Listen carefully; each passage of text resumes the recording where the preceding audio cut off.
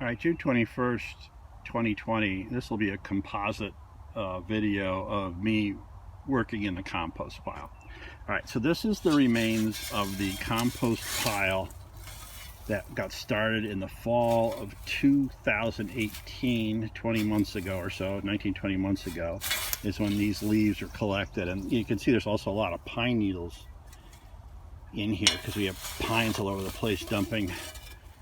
Eastern white pines dump half their needles every year, and by gosh, we get them. And then the leaves, as I described before, all the different deciduous trees we have here dump in the yard, and we've collected in the past, I think, 4 or 5 years and turned it into this wonderful compost, which this year we used primarily as a top dressing, as a mulch to keep the weeds down. Like, we completely covered the tomatoes, as you saw, and much of the other garden, and then the biologics, the worms and whatnot, will break this down and turn it into yummy organic matter for the garden. So this is the old stuff, and I'm going to collect the remainder of it here so Doc can use it for mulching her flower bed. And we didn't do it this past year, but previous 4 or 5 years I've been expanding the garden, and I would just throw all this stuff into the soil as I was refilling the hole after sifting all the rocks out, and then this stuff would just break down. But we didn't do a garden expansion this year, so that'll be a project for next year. So now a little commentary on composting strategy. That there is our green bin into which we put kitchen scraps, which happens to be, you know, a lot of stuff when we're in the middle of a CSA and she's trimming all the plants, and that gets cooked down along with eggs and peels and everything else really well. It's the best compost out of everything we make, but it is kind of a pain in the butt because that slidey thing on the bottom really doesn't work. I got to tip it over, cut out the bottom once every year or two, and then throw everything back in. So it's a bit of a mess, but it does yield tremendous compost, and that's where all the eggshells go. This is a bin I built, must have been 15 years ago, and it's falling apart, but still holding together. For all the reedy stuff, but not sticky stuff, that comes out of the garden. So when the boss does her flower garden and trims it, you get material like this, which will take too long to break down with the regular garden leaves, but you want to save it and turn it into something productive, so you can get like this reedy stuff. And I let this build up for like 5 or 6 years initially, and I was like, oh, just because it all looked like this, and nothing's breaking down because it's up in the air and it's not wet. But when I actually pushed this thing over and got to the bottom, there was like 8 or 10 inches of this wonderful reedy stuff, just like peat moss, that for a totally clay garden may not be terribly nutrient rich, but it helps break up the clay soil. So this is a long-term play, relatively low maintenance play, but when you get it, you get a few bales of basically peat mossy kind of stuff out of it, which is, you know, good for a clay garden. The big effort though is annually this, which is taking all the leaves from the previous year and throwing them into a giant pile. Now, my cranky Maine farmer, whose book I always refer to, because philosophically he seems to think a lot like I do, says I should have 3 bins and 2 years of compost going, and it should be out in the sun, so it's getting cooked, and it should be watered and turned over once a week. Turns out that's really hard to do from a practical standpoint with all the other projects going on. So what I'll do is I'll pile this up, I'll turn it over 4 or 5 times during the summer, and then probably press it into service. You know, so this is like the October-November 2019 leaf pile, which I'm going to repile up now. Those will end up being used in 2021. Now this is a super long term, not me, the next owner.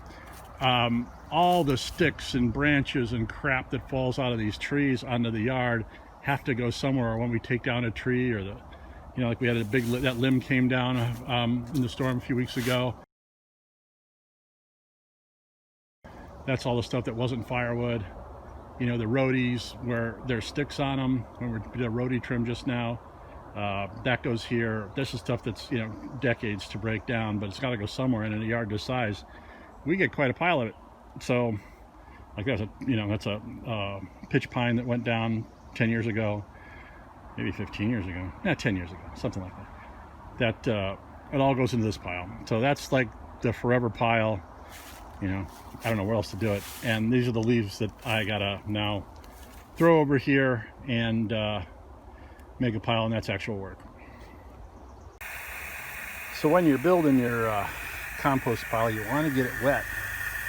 So I'm kind of short on hoses. I threw away some of the old beat up hoses, and so I'm a few feet short. So improvised, and just sprinkling the water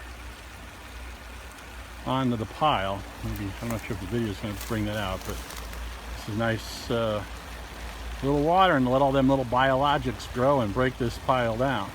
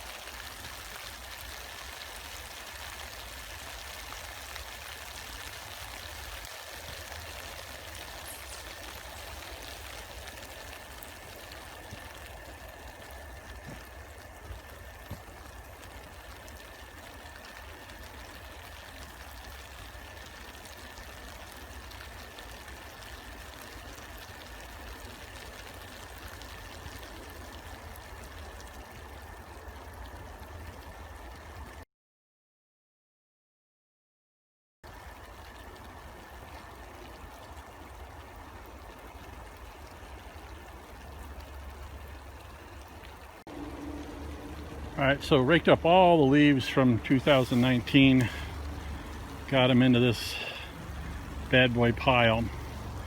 This stuff over here was some more reedy stuff that had a lot of dirt in it, so I didn't throw it in the regular pile. I just assumed that'll break down. Oh, and one other note, the reason why I built this this wooden contraption with chicken wire for all the reedy stuff was that for 10 years the bride piled it all up here, and it was this ridiculous pile along the edge of the grass, and I thought, no, I gotta get, you know, some productivity out of it, so built this thing. But it turns out that after 10 years a lot of the stuff breaks down, and I was able to harvest some of it for when I was digging the garden out last year. I you know, take off the top reedy stuff, and it's all nice and fibrous down below. Probably not great nutrient value, but it's still good to loft up the clay soil. So one other note about compost piles, the nutrient flow is down. So in an ideal world, this compost pile would be in the garden itself, getting cooked by the sun and draining all its good juices downward into the garden, which would eventually be used for vegetables. But we don't have that arrangement, don't have enough sun real estate, so it gets cooked here in the shade. And my Maine grouchy farmer says he gets his compost up to 160, whereas this one will be, I measured them the past couple of years around 140, maybe 145 degrees. That's as hot as it'll get, probably 140. And it works though. This stuff turns out to be great mulch for the garden, and it's also really good to mix in the soil if you're digging it in. So that's the 2019 leaf pile. Thank you, wife and son, for collecting all that, and with luck I'll turn it over a few more times this summer and it'll cook down and we'll put it to work next year.